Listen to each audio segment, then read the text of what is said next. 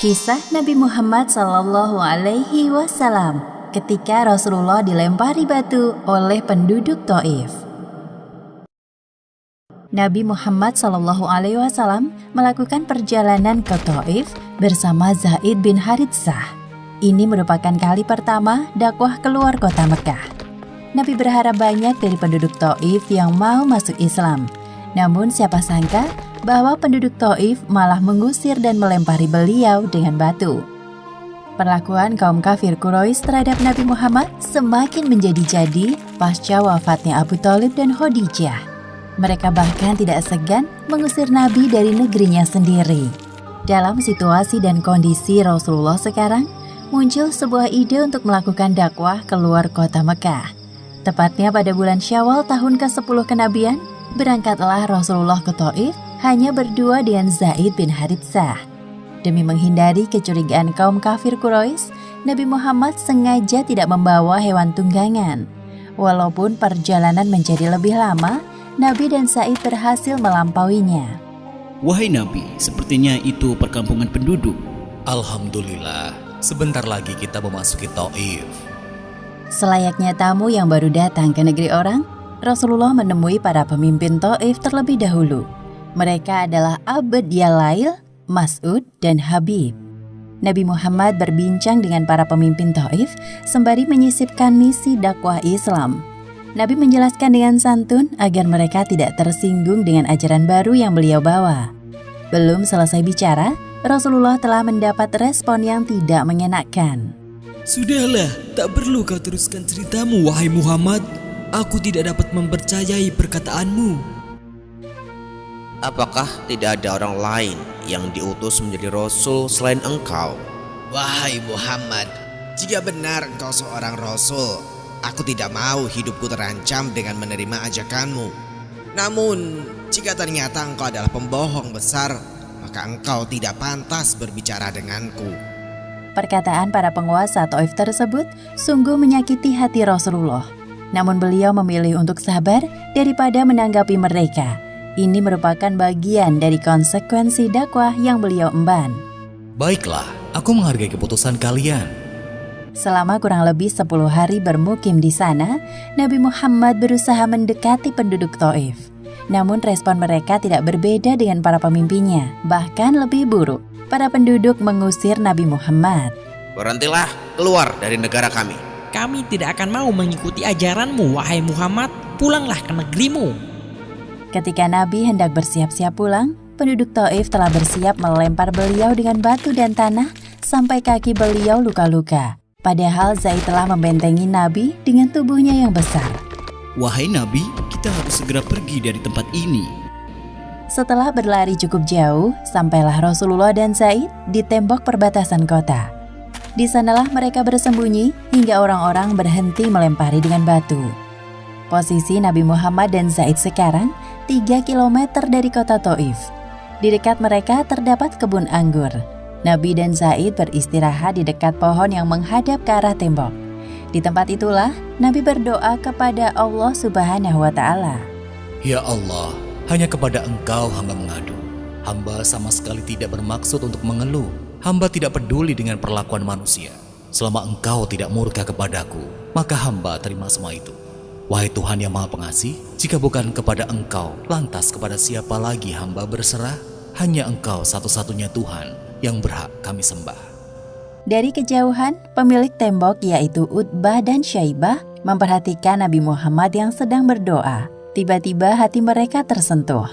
Kemudian salah satu dari mereka memanggil pelayannya.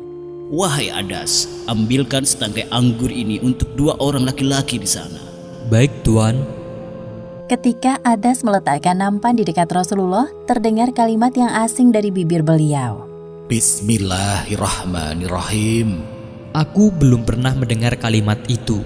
Kalian pasti bukan penduduk kota ini. Dari mana asalmu dan apa agamamu? Aku seorang Nasrani dari penduduk Ninawi. Aku pernah mendengar tentang negeri asalmu. Di sana hiduplah laki-laki soleh bernama Yunus bin Matta. Adas terkejut mendengar jawaban dari Nabi Muhammad. Lalu ia mendekatkan diri kepada beliau. Apa yang engkau ketahui tentang Yunus bin Matta? Dia adalah saudaraku, seorang yang dulunya adalah nabi. Demikian pula dengan diriku. Adas menampakkan rasa hormatnya kepada Nabi Muhammad dengan mencium kedua tangan beliau.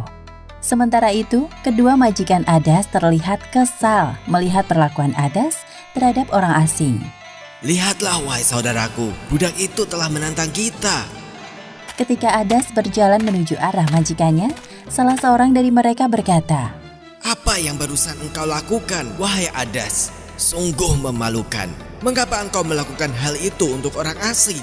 Wahai tuanku, tidak seorang pun di dunia ini lebih baik dari Muhammad. Dia telah memberitahuku sesuatu hal yang hanya diketahui seorang utusan. Memangnya agamamu sama dengannya? Untuk apa engkau peduli dengannya? Tidak, aku seorang Nasrani dan Muhammad pemeluk Islam yang taat. Rasulullah memperhatikan perdebatan antara Adas dan majikannya dari tempatnya bernaung. Beliau berdoa agar Adas tidak terpengaruh dengan perkataan majikannya dan berpaling kepada agama Islam. Celakalah dirimu, wahai Adas. Jangan sampai orang yang bernama Muhammad itu memalingkanmu dari agamamu sendiri, karena jelas agamamu lebih baik dari agamanya. Menyaksikan Adas yang tidak beranjak dari tempat duduknya, Nabi Muhammad hanya bisa pasrah. Setelah keadaan aman, Nabi dan Zaid berjalan menuju ke arah Mekah. Tatkala melewati suatu tempat yang bernama Qoran At-Sa'ali, Allah Subhanahu wa Ta'ala mengutus malaikat Jibril bersama malaikat penjaga gunung menemui Rasulullah. Sesungguhnya Allah Subhanahu wa Ta'ala telah mengetahui perlakuan kaummu. Dia mengutusku bersama malaikat penjaga gunung. Wahai Muhammad, jika engkau ingin aku meratakan mereka dengan kedua gunung di dekat Taif, aku akan melakukannya. Alih-alih membalas perlakuan penduduk Taif, beliau justru mendoakan mereka.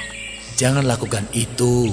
Siapa tahu Allah akan menggerakkan hati seseorang dari mereka untuk mengucapkan La ilaha illallah Muhammad dan Rasulullah. Sepeninggal para malaikat, Nabi Muhammad teringat akan doanya. Beliau sangat bersyukur atas pertolongan Allah yang baru saja diterimanya. Hatinya menjadi tentram.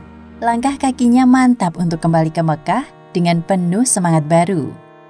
Zaid bin Haritsah kagum dengan kesabaran Rasulullah dan pikiran positifnya.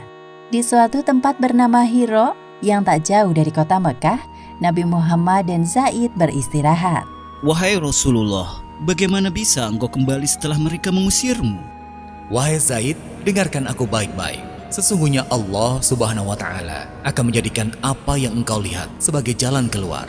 Sungguh Allah akan menyelamatkan agamanya dan memenangkan nabinya. Di sana Nabi mengutus seseorang dari suku Khuza'ah mendatangi Al-Akhnas bin Syuraik untuk meminta suaka atau hak perlindungan. Katakan kepadanya, aku bukan sekutu Muhammad, maka aku tidak bisa memberikan suaka untuknya. Rasulullah kembali mengutus seseorang untuk menemui Suhail bin Amru. Namun jawaban Suhail sama dengan Al-Akhnas bin Syuraik. Untuk ketiga kalinya, Rasulullah mengutus seseorang untuk menemui Al-Mut'im bin Adi guna meminta suaka baginya dan Zaid. Ya, aku bersedia. Lalu Al-Mut'im mengambil senjata dan menemui anak-anak dan kaumnya. Pakailah senjata ini untuk mengawalku dan Muhammad sampai ke Ka'bah. Sesungguhnya aku telah memberikan suaka kepadanya. Kemudian Nabi Muhammad dan Zaid menemui Al-Mut'im dan mengikutinya sampai memasuki kota Mekah. Di depan Masjidil Haram, Al-Mut'im menghentikan laju kudanya. Kedatangan Al-Mut'im dan pasukannya menarik perhatian kaum Quraisy Mekah. Apalagi ada Nabi Muhammad di tengah-tengah mereka. Wahai penduduk Mekah, sesungguhnya aku telah memberikan suaka kepada Muhammad. Jika ada yang berani menyakitinya, maka orang itu akan berhadapan denganku. Setelah berpidato, Al-Mut'im menuntun Nabi Muhammad menuju ke arah Ka'bah. Di sana Nabi melakukan tawaf, lalu sholat 2 rakaat di depan Ka'bah. Barulah kemudian beliau pulang ke rumahnya, dikawal oleh Al-Mut'im dan pasukannya. Terima kasih banyak, wahai Al-Mut'im. Semoga kelak aku bisa membalas kebaikanmu. Setelah peristiwa tersebut, Abu Jahal menemui Al-Mut'im untuk menanyakan kebenaran berita yang didengarnya. Wahai Mut'im, benarkah engkau adalah orang yang memberikan suaka terhadap Muhammad dan telah menjadi pengikutnya? Benar, aku telah memberikan suaka terhadap Muhammad, tidak lebih dari itu. Abu Jahal merasa lega mendengar jawaban dari Al-Mut'im karena ia tidak masuk Islam. Kalau begitu, kami telah memberikan suaka kepada orang yang telah engkau berikan suaka. Nabi Muhammad tidak pernah melupakan kebaikan Al-Mut'im. Ketika kemenangan kaum muslim di Perang Badar, di hadapan para tawanan kaum kafir, Nabi teringat kepadanya. Jika Al-Mut'im masih hidup dan meminta kepadaku untuk menebus kawan-kawannya, niscaya akan aku serahkan mereka kepadanya.